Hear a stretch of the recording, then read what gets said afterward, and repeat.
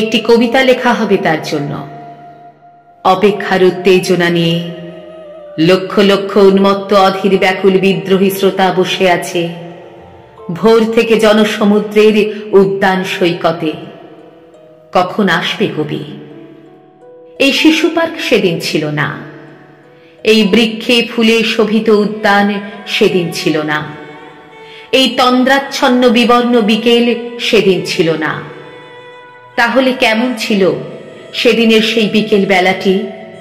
তাহলে কেমন ছিল শিশু পার্কে, বেঞ্চে, বৃক্ষে, ফুলের বাগানে ঢেকে দেওয়া এই ঢাকার হৃদয় মাঠখানি? জানি সেদিনের সব স্মৃতি মুছে দিতে হয়েছে উদ্যত কালো হাত। তাই দেখি কবিহীন এই বিমুখ প্রান্তরে আজ কবির বিরুদ্ধে কবি, মাঠের বিরুদ্ধে মাঠ, বিকেলের বিরুদ্ধে বিকেল, উদ্যানের বিরুদ্ধে উদ্যান, মার্চের বিরুদ্ধে মার্চ। হে অনাগত শিশু, হে আগামী দিনের কবি, শিশু পার্কের রঙিন দোলনায় দোল খেতে তুমি একদিন সব জানতে পারবে। আমি তোমাদের কথা ভেবে লিখে রেখে যাচ্ছি সেই শ্রেষ্ঠ বিকেলের গল্প।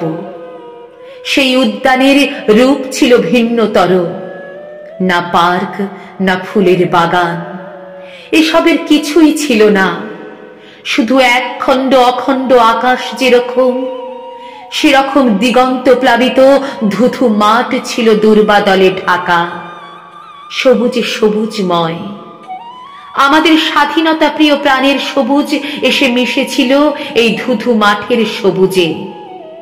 কপালে কবজিতে লাল শালু বেঁধে এই মাঠে ছুটে এসেছিল কারখানা থেকে লোহার শ্রমিক, লাঙল জোয়াল কাঁধে এসেছিল ঝাঁক বেঁধে উলঙ্গ কৃষক, পুলিশের অস্ত্র কেড়ে নিয়ে এসেছিল প্রদীপ্ত যুবক, হাতের মুঠোয় মৃত্যু, চোখে স্বপ্ন নিয়ে এসেছিল মধ্যবিত্ত, নিম্নবিত্ত, করুণ কেরানি, নারী, বৃদ্ধ, বেশ্যা, ভবঘুরে আর তোমাদের মতো শিশু পাতা কুড়ানিরা দল বেঁধে। একটি কবিতা পড়া হবে, তার জন্য কি ব্যাকুল প্রতীক্ষা মানুষের। কখন আসবে কবি? কখন আসবে কবি? শত বছরের শত সংগ্রাম শেষে রবীন্দ্রনাথের মতো দৃপ্ত পায়ে হেঁটে অতঃপর কবি এসে জনতার মঞ্চে দাঁড়ালেন। তখন পলকে দারুণ ঝলকে তরিতে উঠিল জল, হৃদয়ে লাগিল দোলা, জনসমুদ্রে জাগিল জোয়ার, সকল দুয়ার খোলা।